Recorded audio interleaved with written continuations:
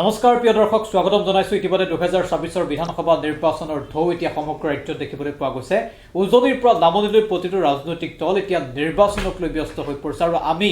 বৰ্তমান উপস্থিত আছো মধ্য অসমৰ এটা বিশেষ সমষ্টি আৰু যেটো সমষ্টিক লৈ ইতিমধ্যে বিৰোধী শিবিৰত এক প্ৰকাৰৰ ব্যাপক চৰ্চা ব্যাপক ঢৌ আৰম্ভ হৈছে আৰু এই সমষ্টিটো হৈছে ধিং সমষ্টি আৰু যেটো সমষ্টিৰ বাবে ৰাইজৰ দল আৰু কংগ্ৰেছৰ মিত্ৰতাক লৈ দীৰ্ঘ সময় আউল লাগিছিল অৱশেষত মিত্ৰতা চূড়ান্ত হৈছে আৰু সেই সমষ্টিটোৰ পৰা ৰাইজৰ দলৰ প্ৰাৰ্থী মেহবুব মুক্তাৰ ডাঙৰীয়া আমাৰ সৈতে আছে পোনপ্ৰথমে স্বাগতম জনাইছো নমস্কাৰ মই প্ৰথমটো প্ৰশ্ন এজন ক্যান্ডিডেট এটা ধিং সমষ্টি আৰু আপোনাৰ কাৰণে কংগ্ৰেছ আৰু ৰাইজৰ দলৰ দীৰ্ঘদিনীয়া মিত্ৰতাৰ চৰ্চা আউল লাগিছিল বহু সময় অখিল গগৈ আপোনাৰ কাৰণে যুঁজ দিছিল মিত্ৰতা নহব বুলি চৰ্চা চলিছিল আপোনাৰ এনে কি বিশেষত্ব আছে যেটো কাৰণে ইমান যুঁজ দিব লগা হল অখিল গগৈ আপোনাক লৈ আসলতে পোন প্ৰথমে মই আমাৰ ৰাইজৰ দলৰ সন্মানীয় সভাপতি অখিল গগৈ ডাঙৰীয়াক ধন্যবাদ আৰু কৃতজ্ঞতা জনাম যে তেখেতে ধিং সমষ্টিৰ প্ৰতি মানে এটা দীৰ্ঘদিনীয়া যেহেতু 2021 চনত অখিল গগৈ ডাঙৰীয়া যেতিয়া কাৰাগাৰত আবদ্ধ হৈ আছিল আৰু সেই সময়তে ধিং সমষ্টিত মোক ৰাইজৰ দলৰ প্ৰাৰ্থী হিচাপে প্ৰক্ষেপ কৰিছিল আৰু সেই সময়খিনিত খুব কম দিনৰ ভিতৰত নিৰ্বাচনী প্ৰচাৰ চলাই আমি এটা সন্মানজনক ভোট লাভ কৰিছিলোঁ ৰাইজৰ দলে আৰু তাৰ পৰৱৰ্তী সময়ত অখিল গগৈ ডাঙৰীয়া বিভিন্ন সময়ত আমাৰ ধিং সমষ্টিৰ যিকোনো সমস্যাৰ ক্ষেত্ৰত বানপানীৰ গৰাখহনীয়া সমস্যাই হওক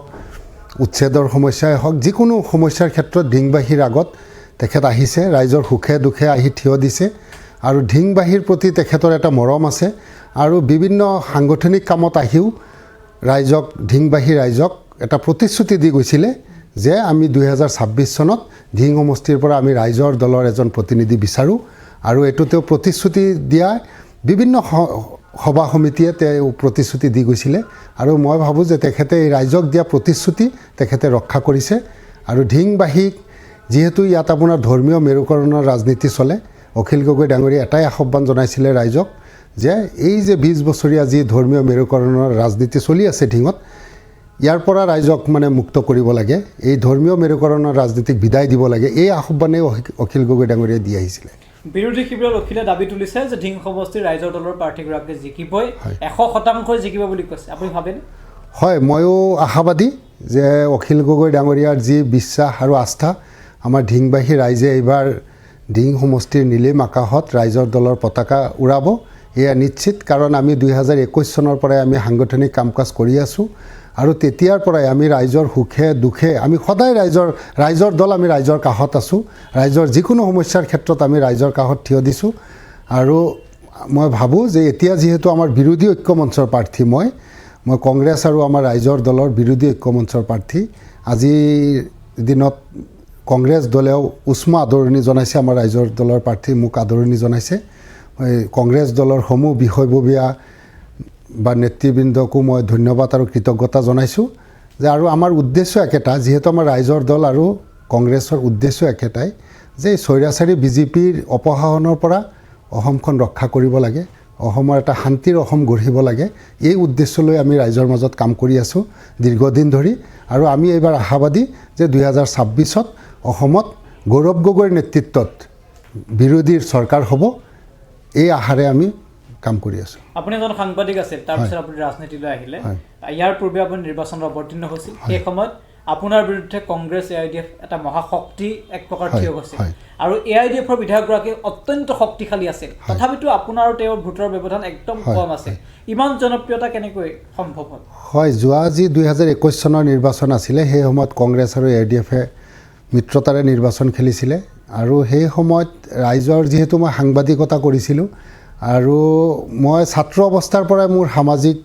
কাম কাজৰ লগত মই জড়িত হৈ আছোঁ আমাৰ সমাজৰ যিমান অনুষ্ঠান প্ৰতিষ্ঠান আছে প্ৰতিটো অনুষ্ঠান প্ৰতিষ্ঠানৰ লগত মই ওতঃপ্ৰোতভাৱে মই জড়িত আৰু সংবাদ সেৱাৰ জৰিয়তে মই সমাজ সেৱা কৰি আছিলোঁ আৰু ৰাইজে মোক এটা বিশ্বাস আৰু আস্থাত লৈছিলে যেহেতু দীৰ্ঘদিনৰ পৰা মই সমাজৰ লগত জড়িত আৰু সেই হিচাপে ৰাইজে আৰু আমাৰ সমষ্টিত অখিল গগৈ ডাঙৰীয়াৰ জনপ্ৰিয়তা আছে যেহেতু সেই সময়ত অখিল গগৈ ডাঙৰীয়া কাৰাগাৰত আবদ্ধ হৈ আছিলে অখিল গগৈ ডাঙৰীয়াৰ প্ৰতি সহানুভূতি আছে যাৰ বাবে ৰাইজে মোক তেতিয়া বিশ্বাসত লৈ এটা সন্মানজনক ভোট দিছিলে তেতিয়া এবাৰ কেনে দেখিছে এবাৰ প্ৰচাৰ কেনে আগবাঢ়িছে আপোনাৰ এইবাৰ আমি সাংগঠনিকভাৱে যথেষ্ট শক্তিশালী ধিং সমষ্টিত ৰাইজৰ দল আমাৰ বুথ পৰ্যায়ৰ পৰা আৰম্ভ কৰি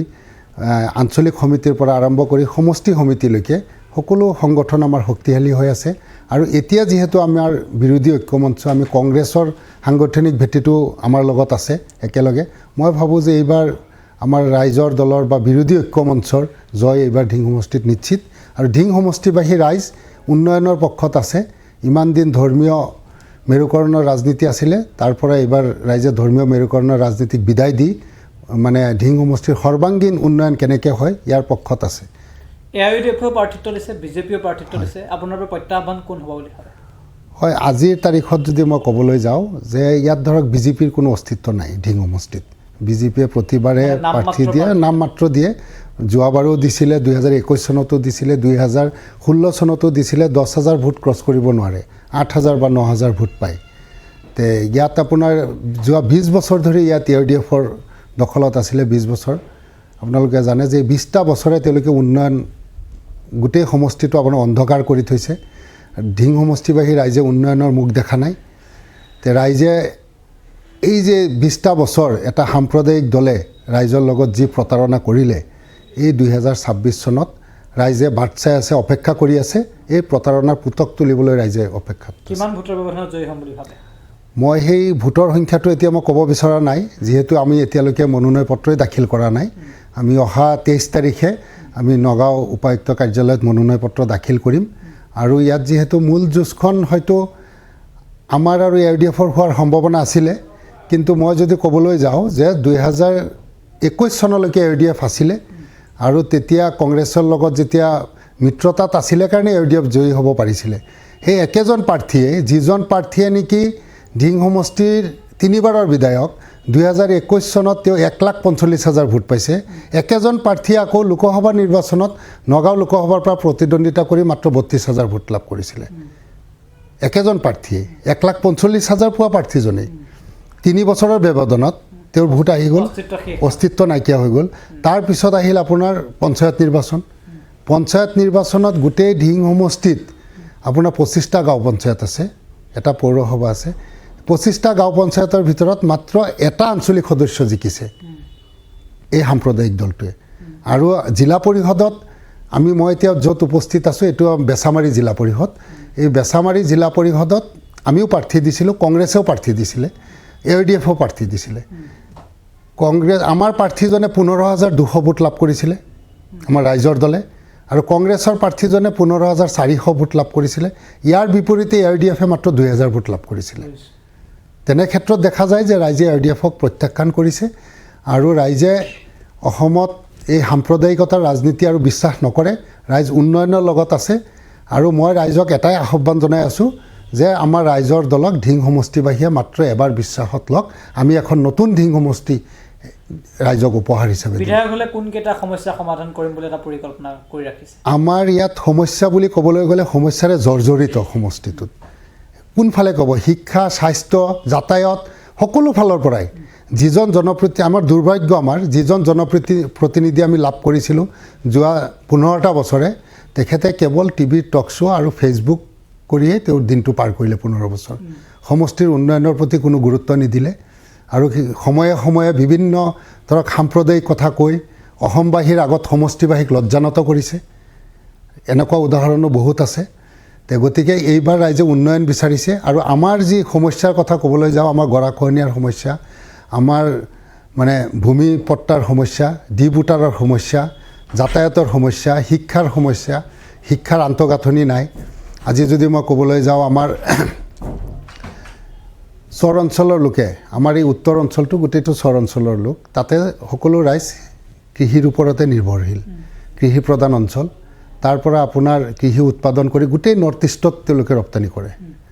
তে আজি সেই অঞ্চলৰ পৰা আপোনাৰ কৃষি লৈ বজাৰলৈ আহোঁতে গোটেই ৰাতিটো লাগে আৰু মানে যাতায়াতৰ কোনো ব্যৱস্থা নাই এখন 3খন গাড়ী মানে উলট পলট কৰিব লাগে এখন নাৱত উঠিব লাগে প্ৰথমে তাৰ পৰা ট্ৰেক্টৰত উঠাই আনি নাৱত আনে নাও পাৰ হৈ পেলাই আকৌ গাড়ী সলাব লাগে এনেকৈ কৰি গোটেই ৰাতিটোত আহি পিছত ৰাতিপুৱাহে 5 বজাত আহি বজাৰ পায় যাতায়াতৰ কোনো সুবিধা নাই বজাৰতো উপযুক্ত মূল্য নাপায় আৰু আমাৰ যি গৰাখহনীয়া সমস্যা এই সমস্যাত ক'বলৈ গ'লে আজি জমিদাৰ আছিলে এটা সময়ত আমাৰ মানুহ 100-150 বিঘা মাটিৰ মালিক আজি পথৰ ভিখাৰী হৈছে এই গৰাখহনীয়াৰ ফলত। এতিয়া মথাউৰিৰ ওপৰত বাস কৰে আৰু জীৱিকাৰ বাবে নিজৰ ইয়াত কামো কৰিব নোৱাৰে নিজৰ ঠাইত, কাৰণ এটা সময়ত জমিদাৰ আছিলে, তেওঁ মানুহৰ ঘৰত কেনেকৈ কাম কৰিব, যাৰ কাৰণে তেওঁলোকে বহিৰাজ্যত যায়, নাগালেণ্ড যায়, চেন্নাই গৈছে, কেৰেলা গৈছে, তাত গৈ পেলাই দিন হাজিৰা কাম কৰি পেলাই পৰিয়াল পোহপাল দি আছে। এক লোচা মাটিও নাই তেওঁলোকৰ, কিন্তু এটা সময়ত তেওঁলোকৰ চকুৰ সন্মুখত মানে নদীয়ে লৈ গৈছে 50 বিঘা, 60 বিঘা, 100 বিঘা মাটিৰো মালিক আছে। আজিৰ তাৰিখত গ'লে আপুনি মথাউৰিত দেখা পাব। এইসকলৰ যে ভূমিৰ অধিকাৰ, এটা মৌলিক অধিকাৰ এইটো, কিন্তু আজিলৈকে তেওঁলোকে এক লোচা মাটিও চৰকাৰৰ পৰা পোৱা নাই। এইটো আমাৰ এটা ডাঙৰ সমস্যা। আজি চৰত গৈ যদি বাহ লৈছে তাৰ পৰা চৰকাৰে উচ্ছেদ কৰিছে। ঠিক আছে, আপুনি ইতিমধ্যে ব্যস্ত, আপুনি ব্যস্ততাৰ মাজত সময় দিছে, ধন্যবাদ জনাইছোঁ। কিন্তু শেষত সমষ্টিবাসীক উদ্দেশ্যে আপুনি কি আহ্বান জনাব নিৰ্বাচনৰ প্ৰাক্ষেপত? মই ধিং সমষ্টিবাসী সন্মানীয় ভোটাৰ ৰাইজক মই এটাই আহ্বান জনাম যে মাত্ৰ এবাৰৰ বাবে আমাক বিশ্বাসত লওক, আমাৰ ৰাইজৰ দলক বিশ্বাসত লওক। আমি বিৰোধী ঐক্যমঞ্চৰ প্ৰাৰ্থী মই, আৰু আমি এখন শান্তিৰ অসম গঢ়িব বিচাৰিছোঁ, আৰু গৌৰৱ গগৈ ডাঙৰীয়াক আমি মুখ্যমন্ত্ৰী বনাব বিচাৰিছোঁ। আৰু অসমখনত এই সাম্প্ৰদায়িকতা ৰুধিবলৈ আমাক এটা সুযোগ দিয়ক। আৰু আমাৰ ধিং সমষ্টি, বিশেষকৈ ধিং সমষ্টিৰ কথা কওঁ, ধিং সমষ্টিত আজি যি 20 বছৰৰ যি অভাৱ আমাৰ ধিং সমষ্টিবাসীয়ে অনুভৱ কৰিছে, এই অভাৱ আমাৰ ৰাইজৰ দলক যদি এটা সুযোগ দিয়ে, আমি 5 বছৰত এই 20 বছৰীয়া অভাৱ আমি পূৰণ কৰিবলৈ চেষ্টা কৰিম। মাত্ৰ এবাৰৰ বাবে আমাক বিশ্বাস কৰক। ধন্যবাদ জনাইছোঁ প্ৰিয় দৰ্শক। এগৰাকী বিশেষ ব্যক্তি আমি ইতিমধ্যে চিনাকি কৰি দিছোঁ, ৰাইজৰ দলৰ প্ৰাৰ্থী আৰু শক্তিশালী প্ৰাৰ্থী মেহবুব মুক্তাৰ ডাঙৰীয়া। ইতিমধ্যে ধিং সমষ্টিৰ এই প্ৰাৰ্থীগৰাকীক লৈ ব্যাপক চৰ্চা। ইতিমধ্যে তেওঁৰ বাবেই বিৰোধী ঐক্যত আউল লাগিছিল, তেওঁৰ বাবেই বিৰোধীৰ মিত্ৰতা হোৱা নাছিল, আৰু এই প্ৰাৰ্থীগৰাকী নিশ্চিতভাৱে অসমৰ ৰাজনীতিৰ আজিৰ দিনটোৰ এটা কেন্দ্ৰবিন্দু। গতিকে আমি আপোনাক শুভেচ্ছা জনাইছোঁ। নিৰ্বাচনত যিধৰণে আশা কৰিছে আপুনি জয়লাভ কৰক, তাৰ শুভেচ্ছা জনাইছোঁ আৰু ধন্যবাদ জনাইছোঁ। আৰু ইমান ব্যস্ততাৰ মাজত ইমান সময় দিয়াৰ বাবে পুনৰ ধন্যবাদ। বিয়া, জন্মদিন বা আপোনাৰ যিকোনো বিশেষ অনুষ্ঠানৰ বাবে one stop solution ambience banquets. আপোনাৰ প্ৰতিটো অনুষ্ঠানৰ বাবে এটাই শ্ৰেষ্ঠ স্থান, Guwahati's finest and luxurious banquet hall. Ambience banquets, perfect for every celebration.